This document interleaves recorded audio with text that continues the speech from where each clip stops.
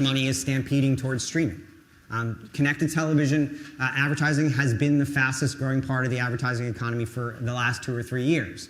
However, not all streams are equal. When you think about premium SVOD advertising products, that phrase carries a lot of baggage with it, most notably churn. This is from Antenna, millions of data points. 30%, 29% of all new subscribers last year are serial churners, people who have signed up for and canceled at least 3 services in the previous year. We did a survey, 16,000 people. 40% of people under the age of 44 now occasionally or regularly sign up for a service, binge 1 show, and then get the heck out of Dodge. 40%. Serial churning is the new channel changing.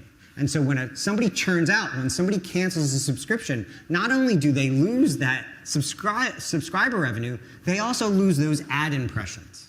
So if you're taking an ongoing campaign, the #1 churning month in Netflix history was last July when they dropped the last binge fest of Stranger Things. The most cancels in their history. So they came in, people watched it in a weekend or a week, and then got the heck out of Dodge. Well, if you're taking an ad campaign on Netflix, is that good for you? So not all, this is the SVOD sign up and churn map, also from Antenna. This is millions of data points. By the way, who here, so Antenna has a deal with banking apps to track actual transactions. This is not a panel. So these are 5 million or plus transactions on a monthly basis. By the way, quick side note, who here has a banking app on their phone? Not you, right?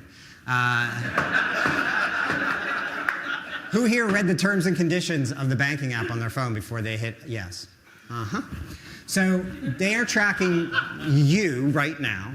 And in the 4th quarter of last year, SVOD, all of SVOD, signed up 41.3 million subscribers and lost 33.8 million subscribers.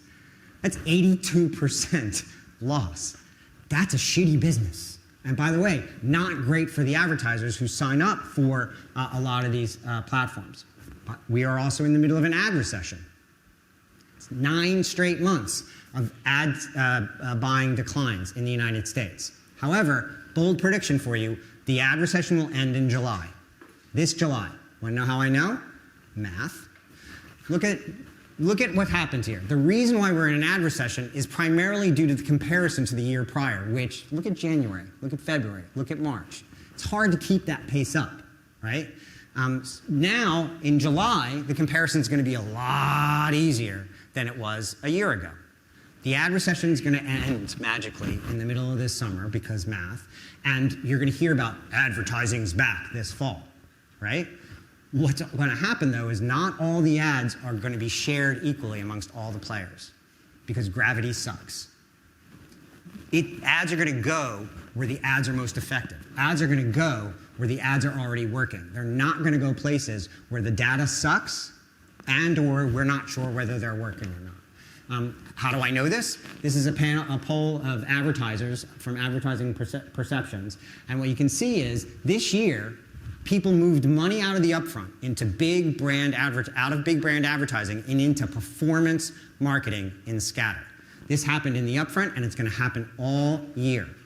Performance marketing, return on media investment, return on ad spend, ROMI and ROAS. These are going to be the magic words on a moving forward basis for the advertising economy. This is Alan Woke, one of my good friends. He thinks that FAST is going to replace cable, basically, as an advertising medium. I just don't think it's as easy to say as that. I think it's going to be a much more nuanced play between paid streaming and free streaming. And here's one of the reasons why. We just keep adding so many channels. I don't know if Plex is here, but they have 600 plus channels. And as he said, 600 channels, probably 200 too many. At least 200 too many. It's incredibly fragmented. However, what I will tell you is news is one of the big reasons why these channels have been proliferating, and it's one of the biggest use cases on FAST. But I do think it's going to look a lot more like streaming versus old school television. I don't think you're going to see as much nuance between FAST and paid streaming with ads, especially when you look at who has ads. So not all streams are equal, right? Netflix came out and said they had 5 million monthly active users in the upfront. 5 million monthly active users. YouTube has 2.5 billion monthly active users. Which are you going to buy? right? But more importantly, not that much of Netflix's programming or views has ads in it. Same with Disney Plus. Same with Apple TV Plus. 0 ads, although they'll start adding ads later this year. Even Prime has very little advertising on it.